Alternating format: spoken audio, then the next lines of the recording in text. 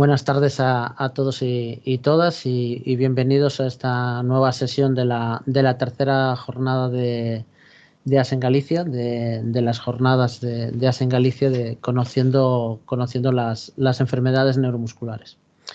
A lo largo de estas jornadas vamos a tratar de tocar distintos temas de suma importancia para las personas que padecemos alguna de estas más de 150 enfermedades. Hemos tratado en la anterior sesión la importancia del ejercicio terapéutico en nuestras patologías. Vamos a tocar a lo largo de estas sesiones temas tan importantes como la genética en enfermedades neuromusculares en edad pediátrica o la reproducción asistida y hoy en concreto pues abordaremos las expectativas en los tratamientos de AME, para lo cual contamos con la presencia de Arturo Fragabau, neurólogo del Hospital Álvaro Cunqueiro de Vigo. Y bueno, sin enrollarme más, pues le voy a dar paso. Simplemente recordaros que a través del chat podéis ir poniendo las preguntas que os surjan y al final de la ponencia pues se las trasladaremos y os iremos intentando dar respuesta a todas. Pues nada, bienvenidos a todos y Arturo, quieras. Bueno, buenas tardes a todos. Lo primero, querría dar las gracias tanto a SEM, a los organizadores y a los patrocinadores por invitarme. Dar las gracias y dar también la enhorabuena por la tarea que hacen. Yo venía pensando, tanto en ASEM como en otras organizaciones, cuando preparaba esta ponencia, la verdad es que el temario y las distintas charlas que surgen a lo largo de estas semanas son una buena prueba de ello. Creo que las asociaciones tenéis un rol fundamental en la sanidad hoy día, ya que la influencia social, la influencia en la rehabilitación, la influencia política que pueden tener las asociaciones es muy grande, sobre todo cuando hablamos, como hablamos en nuestro caso, de enfermedades crónicas, la mayoría de ellas. Enfermedades que no se solucionan con el viejo esquema sanitario de tengo un problema, voy a la consulta, me dan un tratamiento, me curo, sino que son enfermedades que en muchas ocasiones nos acompañan durante la vida y no se trata simplemente de un medicamento arriba, un medicamento abajo, sino se trata, como bien dice el temario, de terapia física, rehabilitación, de terapia ocupacional, recursos sociosanitarios, reproducción asistida, barreras que podemos tener, todos temas que se tocan en estas jornadas que yo creo que son muy, muy interesantes. Y bueno, pues reiterar mi agradecimiento a los organizadores por invitarme. El título de esta charla es Expectativas en los tratamientos de AME, y la verdad es que es un tema de absoluta vigencia y yo creo que de máximo interés, e intentaré pues acercarlo un poco para que veamos en qué situación estamos con esta enfermedad. Revisándome distinta bibliografía, en el año 2015, Kolb y Kissel, dos neurólogos alemanes, escribían esto, un artículo, y quiero insistir en la fecha, estamos hablando de 2015, hace muy poquito, y decían literalmente: la comunidad de AME se sitúa en el umbral de una emocionante era de oportunidades. Oportunidades de traducir el éxito excepcional en el tratamiento de los modelos animales de AME en tratamientos realmente efectivos para los pacientes. Es decir, estábamos empezando a ver o a intuir que aquellas terapias experimentales se podían ver a no mucho tardar traducidas en la clínica diaria y en nuestros pacientes. Esto es importante porque realmente las enfermedades genéticas se seguían considerando, incluso se consideran a día de hoy, enfermedades sin tratamiento específico, y pues el trayecto de la AME, creo que veremos a continuación, que nos viene a demostrar otra cosa.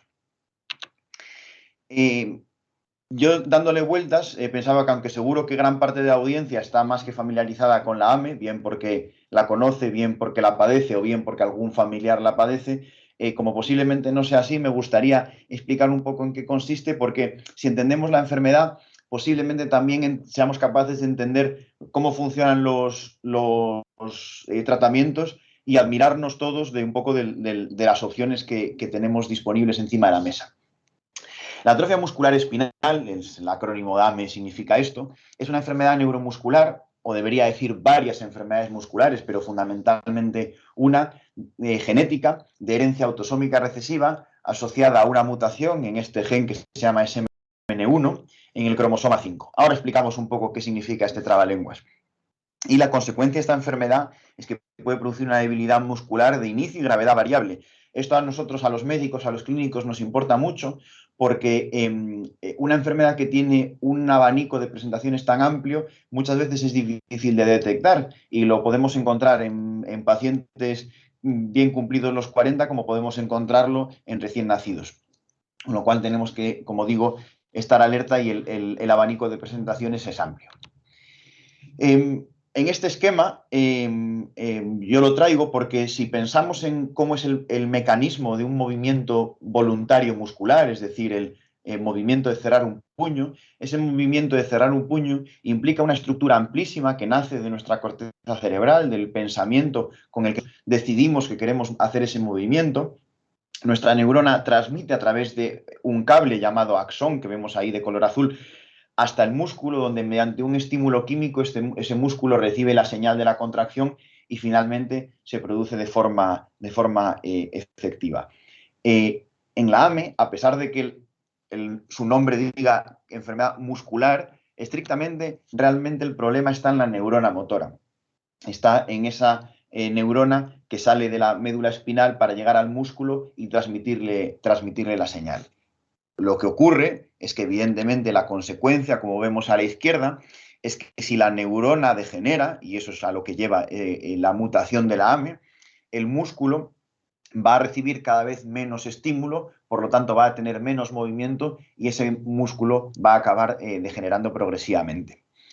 ¿Son todos los músculos por igual? Pues aunque se pueden afectar todos los músculos, la afectación predominante es una afectación que llamamos los neurólogos de cinturas, es decir, aquellos músculos voluminosos de la parte de las extremidades más pegada al tronco. Hablamos de los hombros, hablamos de los glúteos, hablamos del cuádriceps. Son músculos que tienen mucha más tendencia a afectarse que músculos de otras regiones. ¿Esto quiere decir que no se afecten, pues, por ejemplo, los de la mano, los de los pies? No, se afectan también, pero muchas veces en un gradiente menor. Y este gradiente menor lo vemos sobre todo en pacientes adultos, que donde las dificultades que van a tener van a ser menos a lo mejor en la manipulación fina y más a la altura de acuclillarse, subir escaleras, levantar un peso por encima de la cabeza, etc. Esto lo puede diferenciar, por ejemplo, de otras enfermedades neuronales, como por ejemplo la enfermedad de Charcot, que tiene un predominio más en la parte más alejada, en las extremidades. Decía antes que el patrón de herencia es un patrón autosómico recesivo. Me resistía un poco a meterme en la genética, pero yo creo que es interesante porque al final de la charla quería insistir en un tema que me parece importante en cuanto a las expectativas que podemos tener sobre esta enfermedad. Bien, ¿qué significa autosómico recesivo? Significa que cada uno de nosotros, en cada uno de nuestros genes, tenemos dos mitades. Una mitad heredada de nuestro padre y una mitad heredada de nuestra madre. Autosómico recesivo significa que las dos mitades deben estar alteradas para producir la enfermedad. Si yo solo tengo una, voy a ser un portador. Este portador puede transmitir la enfermedad, pero no la va a padecer. Lo vemos en este esquema. Si vemos en la parte de arriba de la imagen a los padres de una familia, vemos que tienen en color azul una mitad afectada y en color negro una mitad no afectada. Estos dos padres no tienen ningún síntoma y no van a tener la enfermedad. ¿Qué ocurre? Que como aleatoriamente cada uno de sus hijos puede heredar una mitad o la otra para este gen afectado, podemos encontrarnos, como vemos en la parte de abajo, tres escenarios distintos. El más probable, que sea mitad y mitad, estadísticamente el 50%, sus hijos son portadores. Un 25%, una cuarta parte del riesgo va a ser que no tengan ningún tipo de trastorno, pero una cuarta parte, un 25% de sus hijos, o mejor dicho, cada hijo tiene un 25% de riesgo de tener las dos mitades alteradas y, por lo tanto, tener la enfermedad. ¿Por qué es importante esto y por qué me gusta destacarlo? Por el hecho de que los padres son personas que muchas veces no saben que tienen esta enfermedad.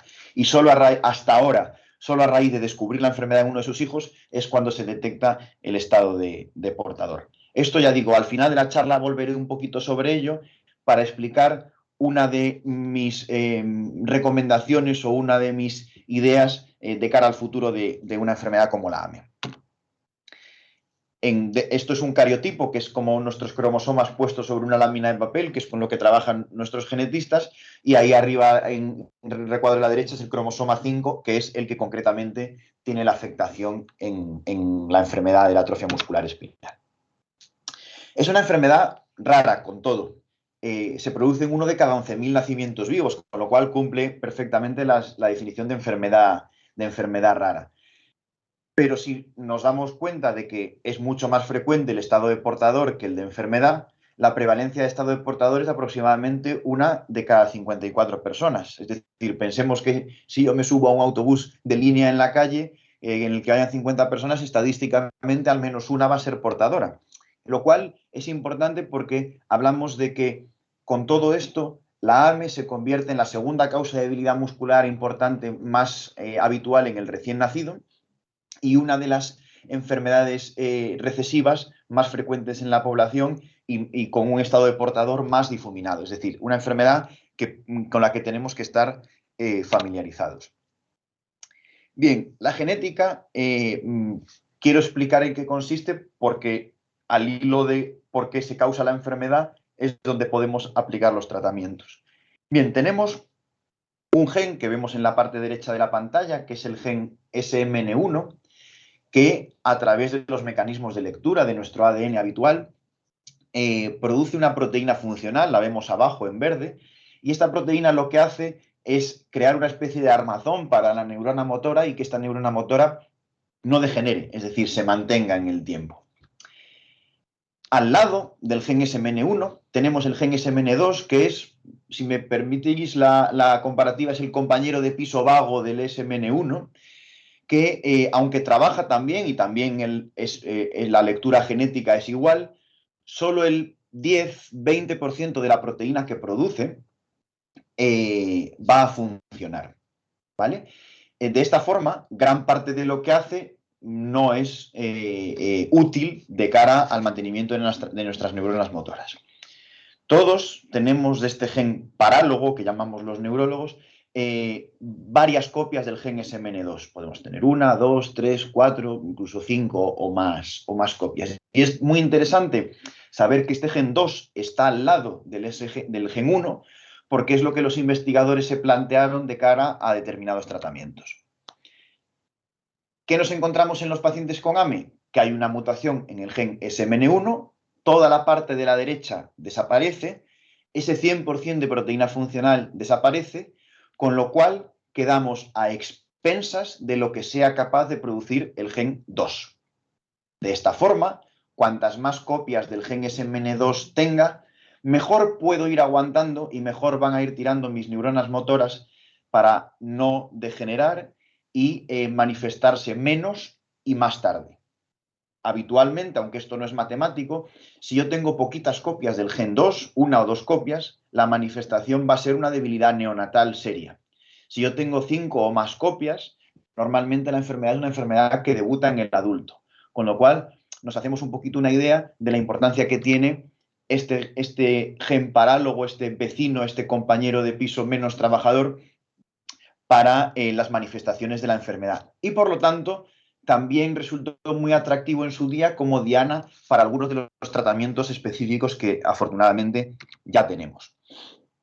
Como digo, cuando nos encontramos con poquitas copias del gen 2 y mutación del gen 1, nos podemos encontrar un escenario tremendo para los pacientes y para, evidentemente, sus familias y sus padres, en el que nos encontramos un recién nacido flácido, hipotónico, que no tiene tono muscular, que no es capaz de muchas veces ni siquiera alimentarse o succionar bien, o a veces respirar, requiriendo apoyo en estos sentidos, que no adquiere hitos motores, que no es capaz de levantar la cabeza, que no es capaz de moverse bien, que tiene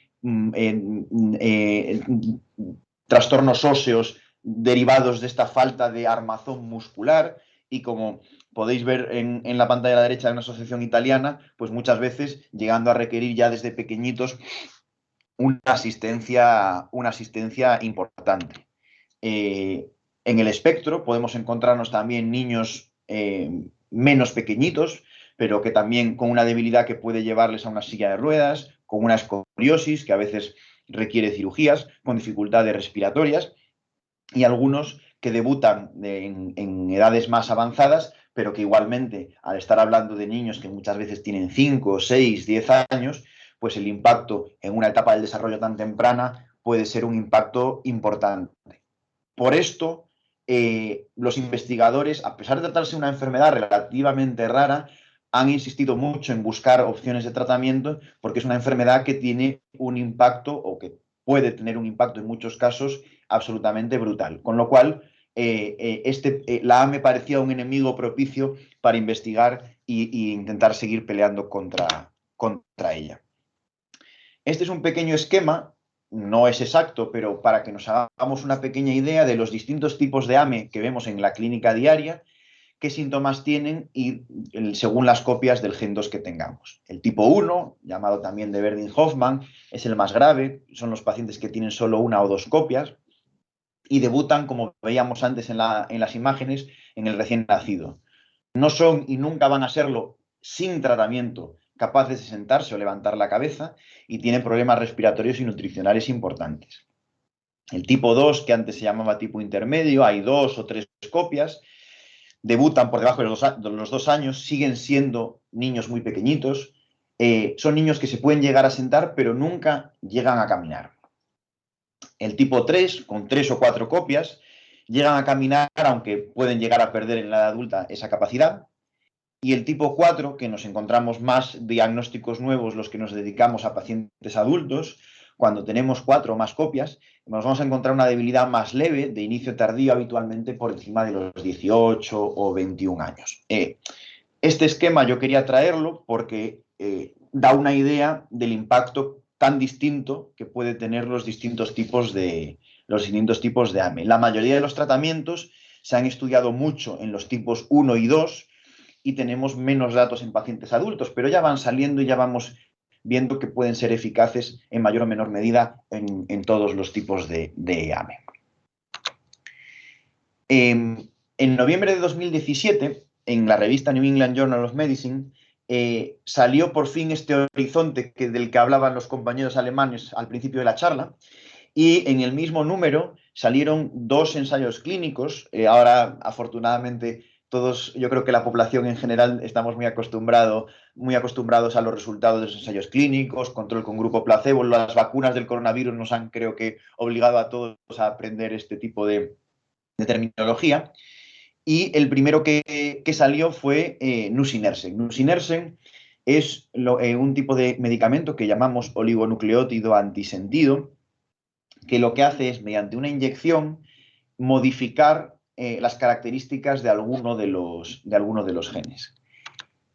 ¿Cómo actúa en este caso nusinersen? Si recordamos la pantalla de antes, donde teníamos el gen SMN1 a la derecha que no funcionaba, lo que hace es crear una modificación en el gen SMN2 de nuestras neuronas motoras, convirtiéndolo en un gen idéntico al 1.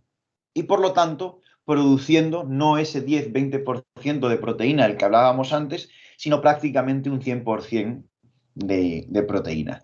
Esto, lógicamente, pues supuso un antes y un después en lo que es la terapia génica, y supone un impacto grande. ¿Pero de qué impacto estamos hablando?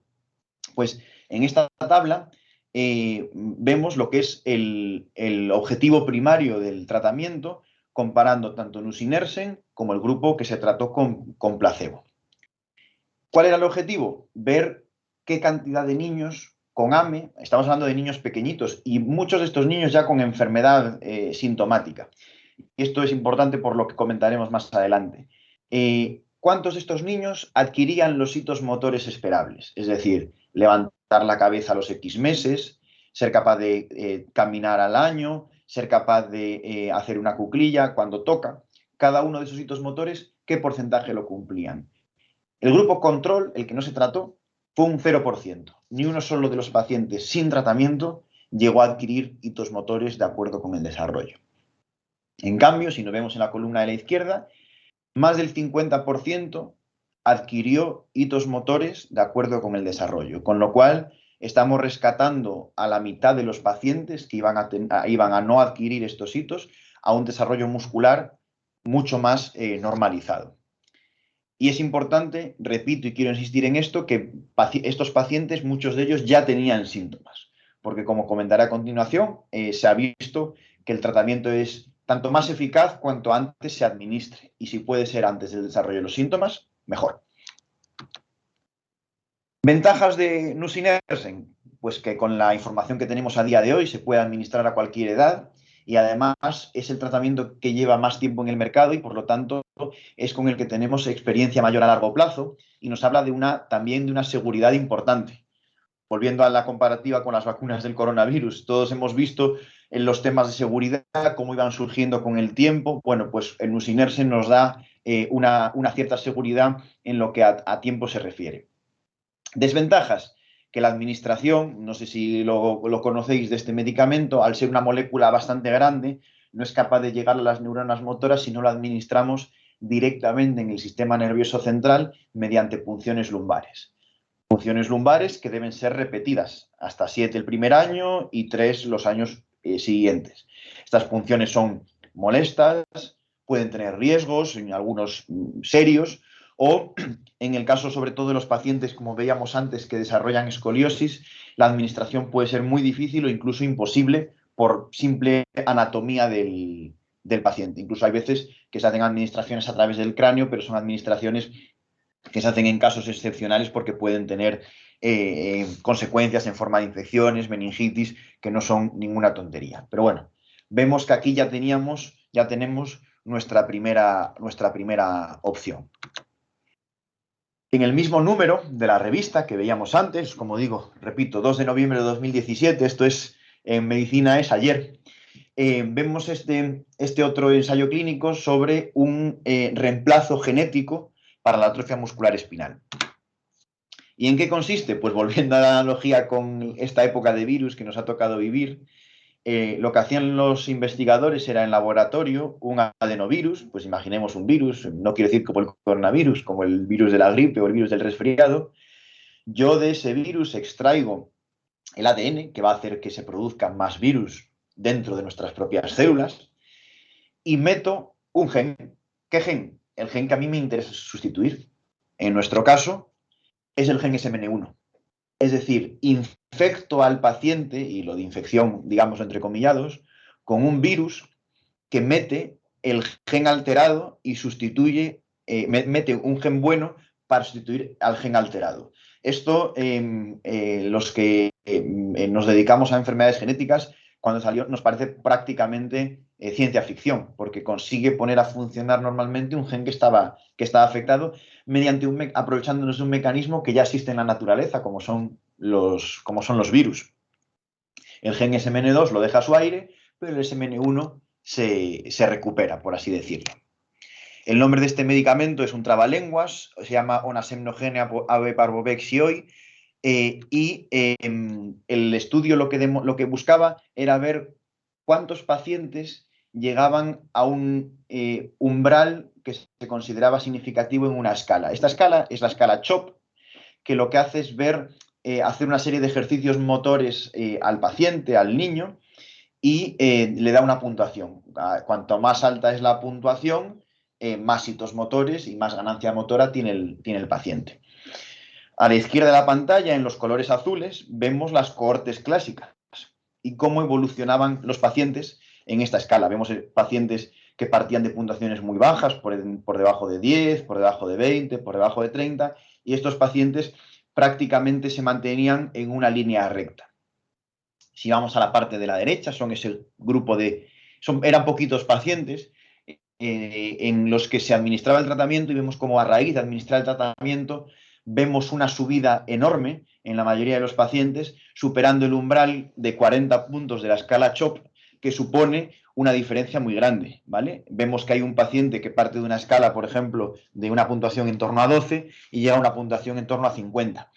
Esto, no siendo una puntuación estrictamente normal, permite casi hablar de una función motora adecuada y suficiente, con lo cual pues también hablamos de unos resultados que a nivel genético son impactantes. Estos dos son los tratamientos que tenemos, digamos, disponibles y aprobados en España hasta ahora. ¿Cuál es la ventaja de este tratamiento en comparación, por ejemplo, con el nusinersen? Que es solo una dosis, no hay que repetir, y se hace endovenosa. No hay que administrarla por punción lumbar, con lo cual la administración es mucho más sencilla. ¿Cuáles son las desventajas? Que se ha visto que hay riesgo de toxicidad hepática. Es decir, puede haber daño al hígado y a veces este daño puede ser importante. Con lo cual hay que vigilar previamente a la administración del tratamiento cómo es la función del hígado de estos niños. Existen también dudas sobre la eficacia en caso de anticuerpos contra adenovirus. Vuelvo a todos estamos acostumbrados ahora a escuchar los anticuerpos del coronavirus que se mantienen con la vacuna. Bueno, pues si yo tengo la mala suerte de que el paciente ya tiene anticuerpos sobre el adenovirus, no sé si este tratamiento le va a ayudar, porque a lo mejor al infectar artificialmente al paciente, nuestro cuerpo se va a defender y sus defensas van a atacar el tratamiento y por lo tanto no va a ser, potencialmente puede no ser eficaz. Existen dudas. Y luego, debido al estudio que hay, hoy por hoy no se puede administrar a pacientes que ya hayan cumplido los 3 años, con lo cual, por encima de esa edad, a día de hoy, onasemnogene no es una opción. Mucho más recientemente, y esto es, yo creo recordar del año pasado, 2020, tenemos Risdiplam, que es otro tratamiento que se suma a nuestro arsenal terapéutico. A día de hoy está aprobado por la Agencia Europea, pero si no estoy mal informado, salvo que recientemente haya habido cambios, todavía no por la Agencia Española del Medicamento. Actúa como actúa nusinersen sobre SMN2 y tiene como ventaja que es de administración oral. Nuevamente, una administración mucho más sencilla que las otras. Desventajas, que no está aprobado para neonatos, solo por encima de los 2 meses, con lo cual, si tenemos delante un paciente con un cuadro grave a los 15 días, un mes de nacer, esto no es una opción. Y que al ser un medicamento más reciente que los otros, todavía no tenemos la evaluación de seguridad a largo plazo que tenemos con los otros. Estas tres, lo vemos en el cuadrado verde de la izquierda, son las opciones que tenemos a día de hoy. Las terapias que tienen como diana los genes SMN1 y SMN2. Hay otro tipo de tratamientos en desarrollo que comentará en una charla estos próximos días la doctora García, que seguro que es una charla interesantísima, en el que hay opciones de neuroprotección, de mantenimiento de la estructura de la neurona motora, incluso de evitación de la degradación del músculo con inhibidores de la miostatina. Hay un montón de tratamientos que están todavía en la parrilla de salida, pero todavía, digamos, en fase de investigación. Esto hace que el tratamiento en AME sea un tratamiento reciente, un tratamiento ilusionante y un tipo de tratamiento en el que los que tratamos, vemos o sufrimos enfermedades genéticas de lo más variado, lo vemos como un espejo en el que reflejarnos y un espejo que ojalá pronto tenga su respuesta también en otras enfermedades. Hablábamos de expectativas de los tratamientos de AME. Bien, hemos visto los ensayos clínicos, hemos visto qué resultados dan, pero ahora vamos un poco a la vida real. ¿Qué puedo esperar yo si voy a recibir un tratamiento de AME, si un familiar, si un conocido va a recibir un tratamiento de AME, si un paciente mío va a recibir un tratamiento de AME? Pues hay partes buenas y partes malas. Positivo, mejoran la supervivencia de los pacientes, sobre todo los pacientes, esos niños pequeñitos con una afectación motora grave, que muchos de ellos fallecían en los primeros meses de vida. Muchos de ellos van a poder sobrevivir gracias a estos tratamientos. van a disminuir la necesidad de intervenciones respiratorias, intubaciones, mascarillas en muchos pacientes, van a mejorar, como hemos visto, la función motora significativamente en muchos de los pacientes, y algunos de los pacientes van a ser capaces de conseguir más hitos motores, incluso llegando a funciones motoras cercanas a la normalidad. En la parte negativa, hay que olvidar que muchos pacientes experimentan y siguen experimentando debilidad significativa, que se sigue necesitando monitorización cercana y cuidados respiratorios, nutricionales, ortopédicos, rehabilitadores, de terapia ocupacional. Hay varias charlas muy interesantes y esto nos debe hacer insistir mucho en que exista un fármaco no quita que el tratamiento deba tener múltiples facetas centradas en el paciente, y esto es lo que tenemos que seguir exigiendo a nuestra sanidad, a nuestros médicos, a nuestras administraciones y a nuestra sociedad. Debemos seguir haciendo un manejo multidisciplinar, el tratamiento no lo sustituye, y que, a pesar de que son tratamientos de una alta eficacia y tratamientos muy interesantes y tratamientos específicos de la enfermedad, no son tratamientos curativos. La enfermedad sigue estando presente. Como comentaba antes, no puede esperar lo mismo un paciente adulto que un niño, y no puede esperar lo mismo un paciente que no tenga síntomas o que los esté empezando a desarrollar que un paciente que ya esté bastante sintomático. Veíamos que en los ensayos clínicos algunos de los pacientes ya eran pacientes con un déficit neurológico reseñable, con lo cual el planteamiento que se hizo es ¿cuándo es el momento ideal? Se han visto, como pongo aquí, que las mejoras son mucho más llamativas en niños y sobre todo en neonatos, y más aún cuando se administra antes del inicio de los síntomas. ¿Cómo se sabe esto? Bueno, pues lo que se vio es lo siguiente. Unos padres tenían un hijo, ese hijo crecía y a los 2 años empezaba a desarrollar debilidad muscular. Se hacía un estudio y se veía que tenía AME. Esos padres son portadores, por lo tanto todos sus hijos están en riesgo. Y esos padres tenían un niño pequeñito, recién nacido, pero que todavía no había desarrollado síntomas. Se le hace un estudio a este niño, recién nacido, sin síntomas, se ve que tiene la enfermedad y se le empieza a tratar. Cuando yo veo cómo es la evolución de los dos niños, veíamos que era bastante peor el niño que ya tenía síntomas que el que habíamos empezado a tratar antes del desarrollo de los síntomas, que experimentaba un despegue casi como un niño sin enfermedad. Con lo cual, nuevamente, insistir, este tratamiento debe ser un tratamiento precoz y un tratamiento lo antes posible. Como digo, este hecho motiva que el diagnóstico y el tratamiento tan precoces como sea posible, y sobre todo en esos niños pequeños en los que prácticamente cada mes cuenta, y cada mes que lleguemos tarde va a ser un mes que sea difícil de recuperar. Y al mismo tiempo, en esos niños pequeños el impacto puede ser mucho mayor, ya que hablamos de que evitamos una enfermedad o subsanamos una enfermedad grave. Por lo tanto, en el esquema clásico de la línea de arriba de paciente con síntomas al que yo le realizo un estudio, diagnostico y pongo tratamiento, no nos debería servir para esto, y deberíamos invertirlo de tal manera que hagamos un estudio para llegar a un diagnóstico e instaurar un tratamiento, minimizando o incluso evitando los síntomas. Y esto es el gran motivo por el que me apetecía explicar toda la genética anterior, es para explicar lo que yo creo que deben ser los siguientes pasos y lo que debemos esperar, no solo de los tratamientos, sino de la comunidad científica de ahora en adelante. Existen todavía muchas dudas e incertezas. Hablamos de que es un tratamiento que está disponible desde hace muy poquito tiempo. No sabemos, no hay estudios comparativos entre uno y otro, cuál es mejor y cuál es peor. Los únicos motivos que podemos tener para elegir uno y otro son la edad. Hemos visto que hay un tratamiento como el onasemnogene que solo se puede dar en niños pequeñitos, el risdiplam solo en niños a partir de 2 meses, pero no hay un estudio que me diga si hay uno mejor, si hay otro peor, si un paciente se beneficia más de uno o de otro.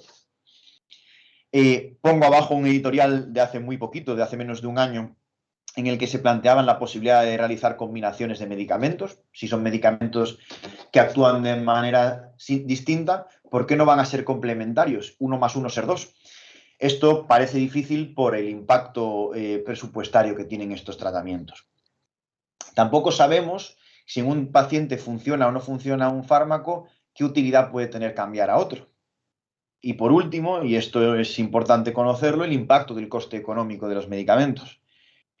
Nusinersen cuesta el primer año en tratamiento más de 700.000 euros por paciente y Omnasenogene cuesta, es una sola dosis, es cierto, pero cuesta, la última información que tengo yo, a lo mejor estoy equivocado, pero no debe andar muy distinto, por encima de los 2 millones de euros. Con lo cual, esto supone por cada paciente un impacto presupuestario importante que nuestros sistemas sanitarios pues deben asumir y deben ser conscientes de que existe y de que esto tiene un impacto sobre el paciente y presupuestarlo de forma debida. Como comentaba antes, si nos acordamos de esta familia en la que un hijo mayor tiene síntomas de AME y su hermano pequeño lo diagnosticamos antes de que desarrolle los síntomas, mi planteamiento es, ¿por qué no vamos a detectar esto en todos los niños pequeños? Y me explico. Esta foto que vemos aquí, los que somos padres la conocemos. A los niños recién nacidos se les hace un pinchacito en el talón y se marca con la sangre un cartoncito. Y este cartoncito lo estudian los sistemas sanitarios para detectar enfermedades genéticas que puedan no estar presentes en el momento del nacimiento, pero que en el futuro puedan dar lugar a problemas serios que, habiéndolos tratado de forma precoz, se hayan podido evitar. Hablamos del hipotiroidismo que daba antes, hipotiroidismo congénito que antes daba lugar al famoso cretinismo con retraso mental, hablamos de la fenilcetonuria, etcétera, etcétera. Entonces, pongo aquí una nota de prensa en el que el doctor Marcos Madruga, compañero de neuropediatría de Sevilla, abogaba porque la atrofia muscular espinal se incorpore en este cribado neonatal. Ya en 2016, cuando muchos autores veían que estos tratamientos ya venían, empezaron a plantearse, como dice este titular en inglés, abrir la ventana. La posibilidad de hacer un estudio de perinatal de los pacientes. El interés ya no es solo para un diagnóstico precoz de los pacientes, sino también para conocer el estado de portador en la población. Pongamos un ejemplo. Una pareja tiene un hijo al que se le hace una prueba, un estudio genético de AME y se detecta que tiene AME. Se le trata precozmente, estupendo. Pero esos padres ya saben también que son portadores los dos. Acordémonos del esquema primero azul y negro. Por lo tanto, saben que si quieren tener más hijos, un 25% de riesgo de que tengan esta enfermedad nuevamente. Por lo tanto, estos padres pueden tener opción al acceso a terapias de fecundación in vitro y selección embrionaria. Viene más adelante en estas jornadas de ASEM una charla muy interesante sobre el tema. Y no solo no arriesgarse a que un futuro hijo tenga la enfermedad, sino evitarla.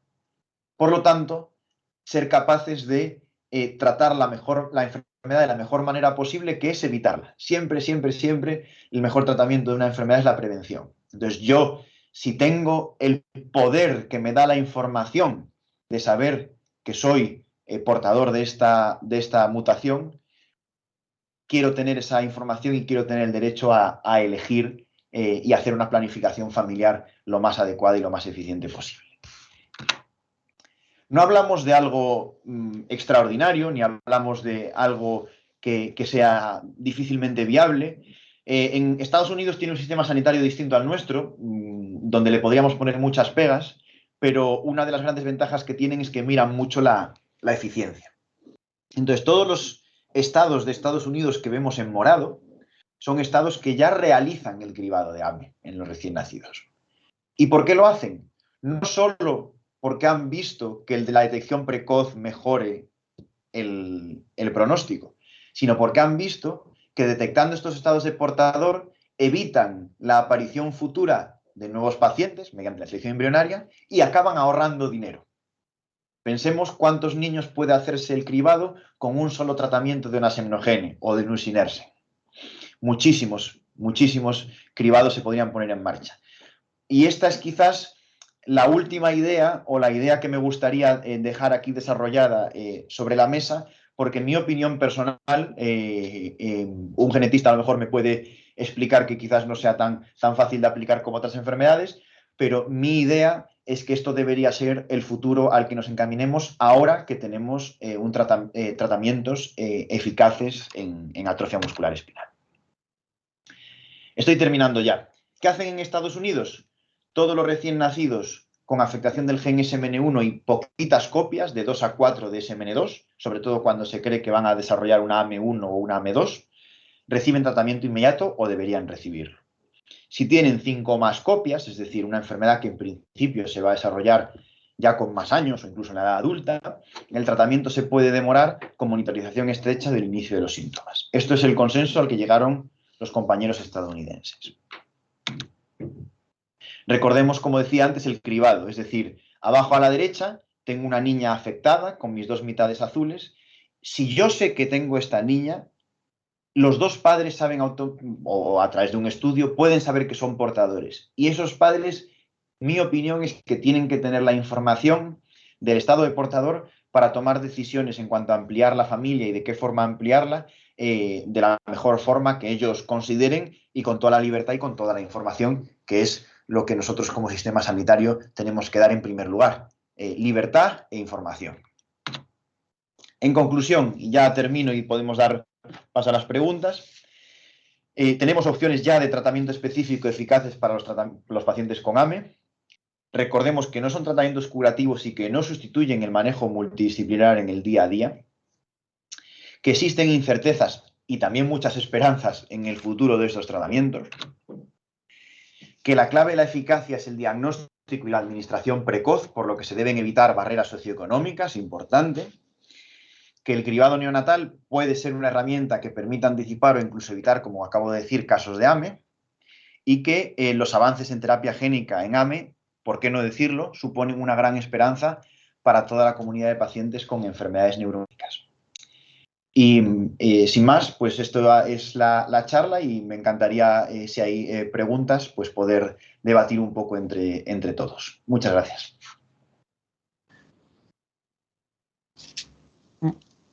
Muchas gracias, Arturo. Creo que ha quedado todo muy claro. Yo lo resumiría sobre todo en esperanza. Creo que es la palabra que mejor puede resumir todo esto. Y bueno, simplemente también comentarte que coincido contigo totalmente en la necesidad del cribado neonatal, la famosa prueba del talón. De hecho, como entidad es una de las reivindicaciones en las que estamos trabajando para que se lleve a cabo. O sea, creo que bueno, que al final, como en muchos casos, por desgracia, los pacientes no dejamos de ser números de gastos, por así decirlo, pues creo que en este caso los números están de nuestra parte. O sea, creo que el ahorro sí que sería muy, muy importante. Una de las preguntas que creo que puede ser de las más habituales sería el cómo está la investigación en tratamientos para pacientes ya adultos. Que ya tienen todo, bueno, toda la enfermedad, todo lo que conlleva la enfermedad. Sí, eso es una pregunta interesante. No he parado mucho en el tema porque lógicamente el impacto en niños suele ser mucho mayor, pero es interesante. Por un lado, hay opciones de tratamiento que se están investigando nuevas, pero esto se lo voy a dejar a la doctora García, que dentro de unas semanas nos hablará estupendamente de ello. Y voy a comentar un poco lo que sí sabemos de los tratamientos que ya tenemos. Sabemos que en los pacientes adultos el impacto suele ser menor para bien, más que nada porque la enfermedad no suele afectar tan grave. Es decir, una enfermedad que me condiciona la necesidad de un soporte respiratorio y una silla de ruedas es más grave que una enfermedad que no me deja ponerme de cuclillas. Con lo cual, al mismo tiempo, el tratamiento tiene menos margen de mejora, por así decirlo, en adultos. pero existe. Y los tratamientos que tenemos comercializados y a nuestra disposición ven que existe un beneficio en los pacientes, incluso en pacientes adultos. Nosotros tenemos algún paciente adulto tratado, se nota beneficio tanto en las escalas habituales como en variables más difíciles de medir, como en la fatiga o el rendimiento muscular o incluso deportivo en los pacientes que lo hacen, con lo cual, sabiendo que las expectativas no van a ser tan espectaculares a lo mejor como en un recién nacido, no por la edad debemos rechazar a un paciente, sobre todo si hablamos que nos encontramos un paciente con AME adulto, pero de 18 o 20 años. Posiblemente un paciente de 60 años, el beneficio que pueda extraer sea menor. Luego lo que hay que plantearse es el balance entre el beneficio y el riesgo. Es decir, ya no solo por el dichoso asunto socioeconómico que lógicamente influye, sino el decir, administrar un tratamiento en adultos ahora mismo solo podríamos poner nusinersen, porque onasemnogene solo es en niños pequeños. Pero si yo tengo un problema de espalda, o si yo he tenido un antecedente de meningitis, o si yo tengo algún tipo de intervención quirúrgica en la espalda, eso me impide recibir tratamiento o si lo recibo es a expensas de unos riesgos que posiblemente, si los ponemos en la balanza, no en todo el mundo merezca la pena. Pero ya digo, volviendo a lo que comentaba antes, no lo he querido poner por no alargarme, pero sí que hay estudios, y es en lo que nos basamos los neurólogos adultos, que estos tratamientos tienen su utilidad, sobre todo nusinersen y posiblemente risdiplam, en pacientes adultos. Gracias.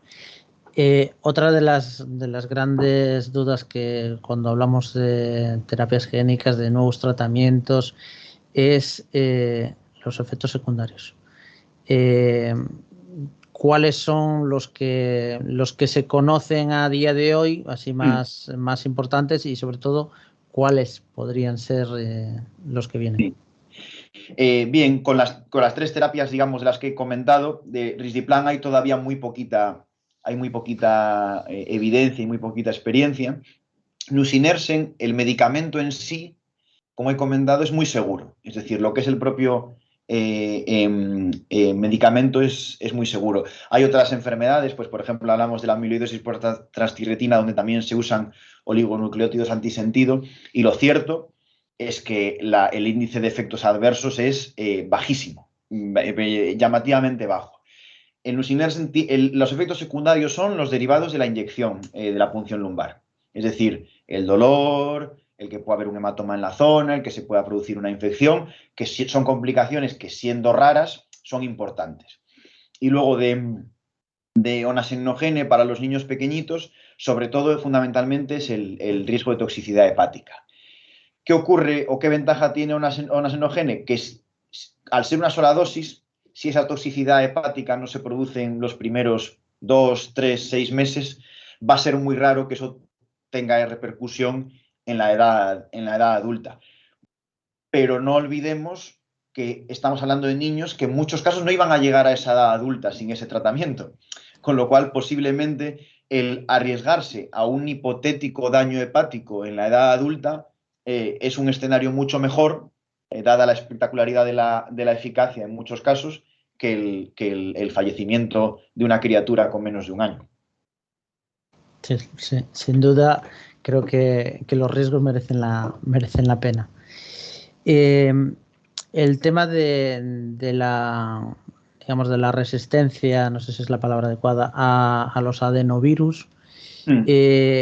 ¿Hay alguna manera o se está estudiando alguna manera de superar esa barrera? Porque es verdad que, bueno, a veces cuesta trabajo llegar a estar en un ensayo clínico, sobre todo de terapia génica, y cuando llega el momento, ya la ilusión de que has entrado en el ensayo clínico, pero llega el momento de la verdad y resulta que tienes este problema, que eres resistente a ese virus. ¿Hay alguna solución al respecto o algo?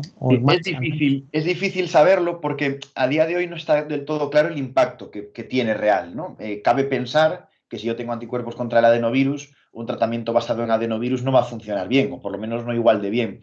pero no hay evidencia científica que ni siquiera que avale esto, que diga esos anticuerpos contraindican el tratamiento.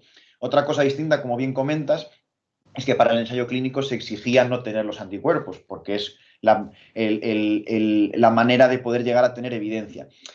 Con el tema de los ensayos clínicos, yo lo he hablado muchas veces con nuestros pacientes en consulta, hay que entender que no es una representación de la población que tenemos en vida real. Tienen que ser pacientes con unas características muy determinadas, porque el objetivo de un ensayo clínico no es tratar a los pacientes, es demostrar la eficacia del tratamiento para que ese tratamiento luego pueda ser accesible no solo a los que entran en el ensayo clínico, sino a todos los pacientes. Con lo cual, es normal que hayan tenido estas resistencias. Ahora, posiblemente, en los próximos meses o años, veamos estudios enfocados en vida real, que llamamos nosotros, enfocados a ver cuál es el impacto real de este adenovirus y si la presencia nos obliga a buscar otros tratamientos o si se puede administrar con una dosificación distinta o de una forma distinta. Pelear contra la seropositividad del adenovirus es muy difícil porque son virus que están ubicuos. Es como decir, vamos a pelear porque este no haya tenido nunca un resfriado, ¿no? Es un poco complicado. Pero bueno, yo, dado el arsenal de lo que tenemos y lo que se viene, creo que es lo suficientemente variado como para que un solo parámetro analítico no me vaya a evitar el recibir un tratamiento, ¿verdad? A lo mejor no puedo recibir el tratamiento A, pero puedo recibir el tratamiento B. Ahí es donde pues tendremos que ir médicos, pacientes y familias buscando cuál es la mejor opción. Nos preguntan si una persona que tiene una distrofia muscular también se puede poner alguno de estos tratamientos. Estos en concreto no, porque hablamos de mutaciones distintas. Entonces, no sirve de nada reponer un gen SMN1, por ejemplo, o SMN2 que están funcionando perfectamente. ¿Qué ocurre con muchas distrofias musculares? Que ya se están estudiando tratamientos muy parecidos a estos para poder ser administrados. Pues hablamos, por ejemplo, de que existe investigación bastante avanzada en la distrofia de Steiner, que es una distrofia frecuente, hablamos de la distrofia facioscapulohumeral, hablamos de la distrofia de Duchenne. Yo decía al principio que AME es la segunda causa de debilidad en el recién nacido, la primera es la distrofia de Duchenne. Son tratamientos que todavía no han llegado, desafortunadamente, a demostrar la eficacia que nos permita utilizarlo en el día a día, como sí lo ha hecho AME, pero el éxito en AME, como comentaba ahora al final, creo que va a ser un reflejo para que más pronto que tarde muchos tratamientos muchas enfermedades tengan su tratamiento específico. No olvidemos que estos tratamientos son tratamientos específicos de la enfermedad, dirigidos con nombre y apellidos contra un problema concreto.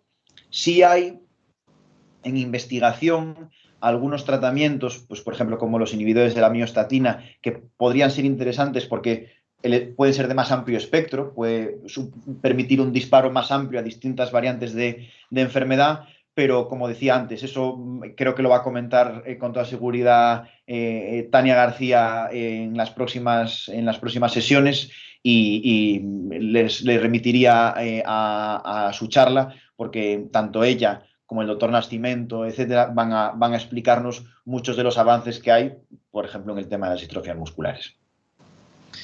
Muchas gracias, Arturo.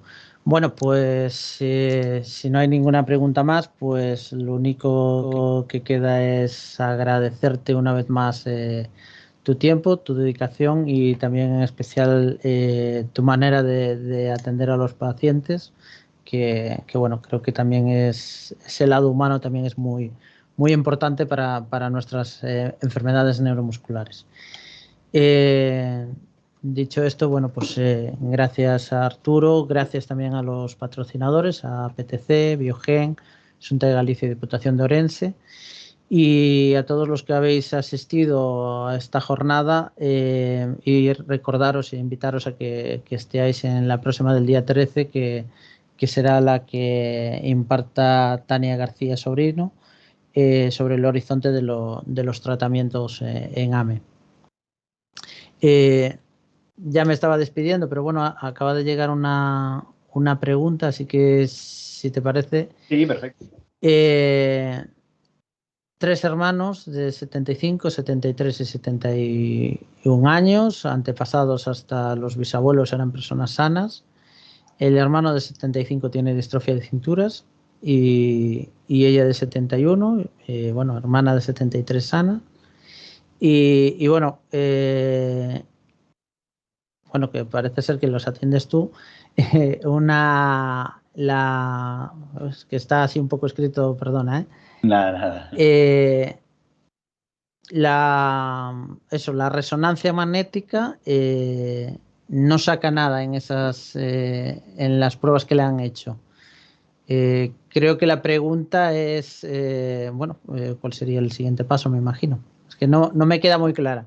Bueno, a ver, es un poco difícil, estas cosas siempre es mejor hablarlas persona a persona, pero bueno, como comentábamos antes en la pregunta anterior en las distrofias musculares, cuando hablamos de una distrofia muscular, hablamos realmente de un grupo de enfermedades muy amplio. La AME se puede confundir con las distrofias musculares, pero hablamos de un grupo de enfermedades muy amplio. Hay muchas de ellas, hablo de memoria, pero creo que hay más de 100 genes implicados en las distrofias musculares y a pesar de este conocimiento tan amplio, muchos de ellos todavía son desconocidos. Entonces nos tenemos que basar para el diagnóstico, sabiendo que la genética es desconocida, en el tipo de síntomas. La resonancia que comentan, también en AME, puede tener un rol importante porque la verdad es que se ha visto en la última década y se ha desarrollado como un sistema no cruento, no invasivo, muy útil para detectar determinados patrones musculares que nos orienten en el laberinto que es el diagnóstico de las distrofias musculares. Pero bueno, luego ya para el caso más concreto, pues invitarles a resolverlo seguro en la consulta, que lo Ya podremos hacer estupendamente. nos aclara la pregunta, que bueno, lo que nos quería preguntar era ¿hasta qué generación puede llegar a ser hereditaria? Vamos a ver, buena pregunta. Ahí depende mucho del patrón de herencia. Depende mucho del patrón de herencia. Estamos hablando de que probablemente, al igual que AME, sea enfermedades autosómicas recesivas, con lo cual el estado de portador sí se puede mantener muchas generaciones indefinidas, pero lo que es la enfermedad es más difícil que se vaya transmitiendo. Al no ser en las distrofias musculares el estado de portador no suele ser tan frecuente como veíamos en AME, que es uno de cada 54, con lo cual, salvo en determinadas poblaciones que tengan una endogamia importante, donde haya descendencia entre familiares y demás, afortunadamente las distrofias musculares, digamos, se pueden ir difuminando. Pero luego, repito, depende del patrón de herencia de cada uno, depende de la penetrancia, es decir, la capacidad de, teniendo la mutación, tener o no tener la enfermedad. En algunas enfermedades es del 100% y en otras no, pero normalmente conforme van pasando las generaciones, por la propia diseminación genética y la variabilidad genética, podemos, creo que, con reservas, pero quedarnos razonablemente tranquilos. Pues muchas gracias, Arturo. Y bueno, pues lo dicho, muchísimas gracias a todos y en especial a ti, Arturo. Gracias y esperemos que la próxima la podamos hacer presencial y cara a cara. Sí, nos falta ese calorcillo humano.